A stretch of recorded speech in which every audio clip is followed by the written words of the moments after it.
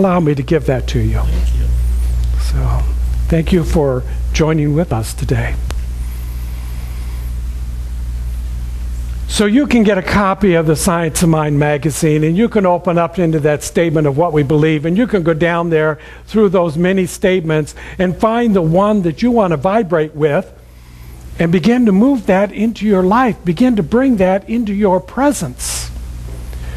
You can show up for the meditation service and be in that experience and the vibration of the peace and the calmness and the oneness and the wholeness that we resonate with, vibrate with while we are in meditation.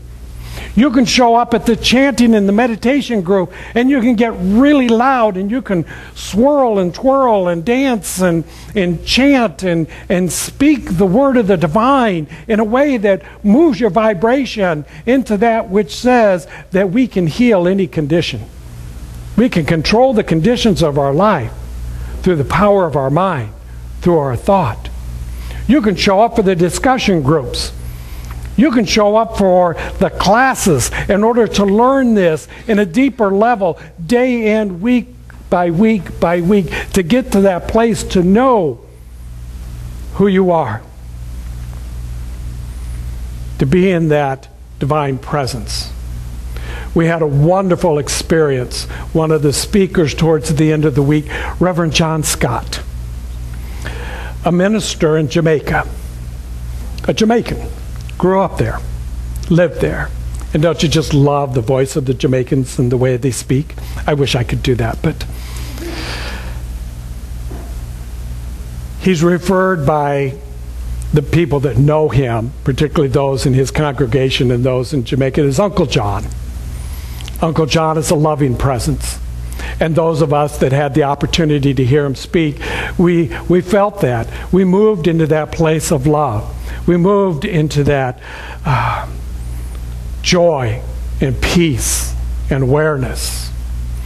One of the things that he said that I just love the most is that they have a couple of athletes that are performing in the Olympics from Jamaica. And some of his people asked him, they said, you know, Uncle John, ought we not to pray for our athletes that they win the gold? And he spoke and he said, well, the first thing I said is, whenever I feel the urge to exercise, I firmly plant myself.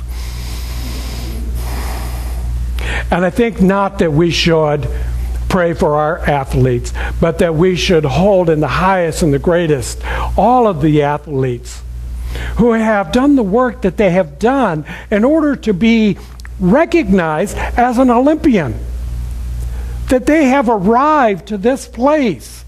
All of them are deserving of the gold. Otherwise, they would not be there. They would not have arrived in London 2012. If they had not already done all of the work. They had not already moved through all of the challenges. And challenge was the big word for me during the week. And I'm sitting in a workshop, and I'm thinking, challenge, challenge. There's a lot of L in challenge. And so as I spread the word out, some of you will get this. I think Jazz already got it. You spread the word out and you take the L out of challenge. And what you have left is change. So one of the first things that I did when I got home is I got my concordance to the Science of Mind textbook. The concordance is, you know, a list of every word that is written in any book, you know, concordance to the Bible or concordance to the Science of Mind textbook. And I looked up, I was like, so what does Ernest Holm have to say about challenge? It is not in the Science of Mind textbook. The word challenge is not in our philosophy. It is not in our teaching. Although I've brought it up many, many times. But what is there, and it's there multiple times, is the word change. So Ernest Holmes has taken the L out of challenge, and he's brought this idea of change into the teaching and into the philosophy. Everything must change. There is nothing in the physical universe that does not change. Some things change a little bit faster than others.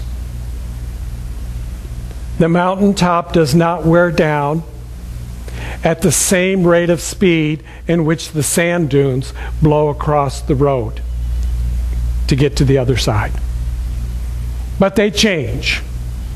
The world is changing. The world, as we know, is coming to an end. It always has been. And it is emerging as something new. That's where I want to be. I want to be in the vibration of that which is new. I want to be in that change that gets the L out of my life and allows me to be in the love and the joy and the peace and the harmony. That's the vibration I want to create. And there was a time not so very long ago, it was actually about 2.5 weeks ago, where I allowed my vibration to get off center, to spread myself so thin, so far, trying to be the answer for everybody except for myself, that I began to totally bring in all sorts of L in ever so many ways. And I returned back here this day, this center, to you, to know that I want to drop the L in my life. I want to be in the change. I want to be that which is the love. I want to be that which is in the vibration of peace and harmony. And another great speaker that we had was Dr. Roger Teal from the Mile High Church in Denver. A spectacular place. They have like 14,000 members. Incredible energy that is going on there. And Dr. Rogers said to us, he began to look at this idea when we do our spiritual mind treatment, our affirmative prayer, and everybody puts on a tagline to it that says, "And I want this with grace and ease." And he explained it in a way that just hit me right between the eyes. So are you saying to the Divine Spirit when you are putting out your word and declaring the truth that you want, that the only way you want it is if you can have it easily? Otherwise, don't give it to me. I don't want to do the work that's required. I don't want to have to show up and put effort into it. I don't want to give of my time and my energy and my talent and my treasure in order to be a greater whole and perfect person. I want you to just give it to me in that right and perfect way now. So I began to look at that and say, so perhaps there's some L that needs to be worked out. Perhaps there's some effort that needs to be given. Perhaps there's some change that needs to be made. So now I have 3 things for you to consider anytime you are looking at anything that looks like a challenge, that it appears, sounds, tastes, feels like a challenge. The way to get the L out of it is to first look at it as a gift. What is the gift in there? Because there is a gift. You all know the story about the boy that was looking for the pony. Came upon a large pile of manure. And as he examined it, he said, I know there's a pony in there somewhere. There is a gift in everything. Can you find the gift? And then what did you learn? In every experience that you go through, there's a learning. It may be minuscule in the relative things of life, but it's a learning. So if you know what the gift is and you know what you learned, then you move to change. What do you need to change? What needs to change? Perhaps it's a thought. The thought that changes, the words that change, the expression that change, the vibration that change, and you find yourself in that place of wholeness and perfection. Not always easy, but it's that simple. Find the gift, know what you learned, and enter it into the change. So I'd like to take you there just for a moment. So if we could